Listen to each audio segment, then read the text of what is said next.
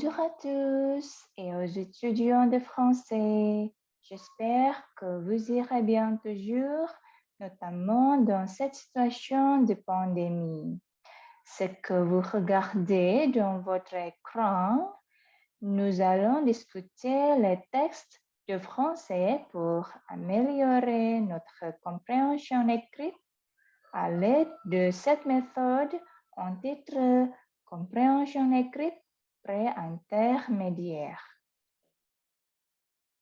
Voilà, c'est la dernière séance et nous voulons parler sur le dernier texte dans le dernier sujet, c'est le sujet 5. Préparez bien. Ini adalah teks terakhir yang berjudul Les études à l'étranger, une autre manière d'apprendre. J'espère que vous comprendrez bien tous les textes que nous avons déjà discutés, que vous avez déjà fait, les questions, les exercices. Et je souhaite que vous ayez une bonne prononciation de cette activité, que vous ayez une bonne compréhension écrite. Alors, on va continuer cette activité. En fait, cette dernière activité de la compréhension écrite, surtout au livre ou bien à la méthode de français de la compréhension écrite pré-intermédiaire. Les études à l'étranger, une autre manière d'apprendre. Jérôme, maîtrise de physique, York. C'est difficile pour moi prononcer New York. Jérôme, maîtrise de physique, York, Angleterre. La grande particularité du système britannique, c'est le tutorat. Chacun a un prof qui le suit pendant toute l'année. On va le voir régulièrement chaque fois qu'on a un problème. Et puis, il n'y a pas que les étudiants qui sont notés. Les étudiants notent aussi leurs professeurs. Nadège, licence d'anglais Dublin, Irlande.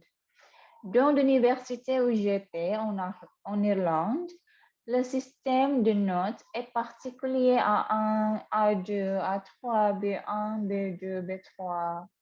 La bibliothèque est ouverte 24 heures et il y a de nombreux ordinateurs avec Internet. Sophie, licence d'allemand Stuttgart, Allemagne. Le système universitaire est très différent en Allemagne. Les cours sont à la carte, le redoublement n'existe pas, mais il y a beaucoup de travail personnel obligatoire. Pour payer ses études, on peut trouver plein de petits jobs. C'est plus facile qu'en France. Raphaël, licence de maths, Montréal, Québec. Là-bas, il y a très peu de cours et beaucoup de travail personnel. Chaque semaine, il faut rendre un devoir dans chaque matière. Julie, maîtrise d'anglais, Chicago, États-Unis. Le système est beaucoup plus ouvert que le nôtre. Le choix des cours est plus libre. Il y a plus de discussions avec les professeurs. Là-bas, les profs sont plus tolérants pour les notes. Ils sont là pour aider les élèves, mais il y a plus de travail personnel et plus d'examen. Jadi ini menceritakan tentang kekurangan dan kelebihan dari kampus yang ada di luar negeri. Berikutnya, silahkan pahami juga teks ini sebagai kegiatan pemahaman teks terakhir, dan juga bisa kalian manfaatkan lemo divisil yang ada di bagian bawah. Kemudian silahkan jawab question de compréhension. Di sana hanya terdapat 2 soal dan pahami terlebih dahulu konsinya, perintahnya, lalu jawablah berdasarkan pemahaman kalian dari teks pada halaman sebelumnya.